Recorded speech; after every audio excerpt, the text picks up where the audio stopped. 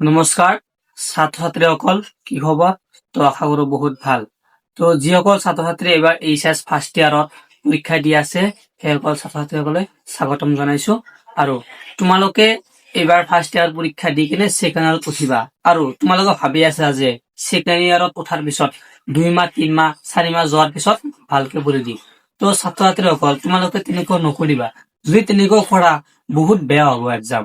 আৰু তোমালোকে first second ইয়াৰত উঠাৰ পিছত তোমালোকে কেনেকে পঢ়িবা মই সকলো কথা কৈ আছো।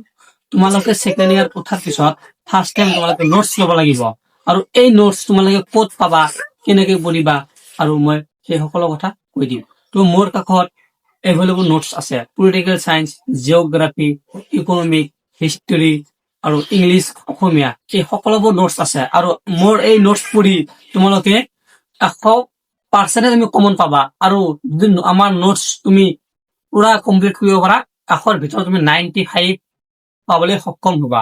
আৰু পলিটিকেল সায়েন্স, ইকনমিক, জিঅ'গ্ৰাফি এইবোৰ সাবজেক্ট তোমালোকে পে কৰি ল'ব লাগিব। আৰু ইংলিছ আৰু অসমীয়া সাবজেক্টৰ নোটছ বিলাক তোমালোকক ফ্ৰীতে দিয়া হ'ব। আৰু যদি তোমালোকে ল'ব বিচৰা, মোৰ ডিছক্ৰিপশ্যনত নাম্বাৰ আছে, কণ্টেক্ট কৰিবা আৰু হোৱাটছআপ গ্ৰুপত জইন হ'বা।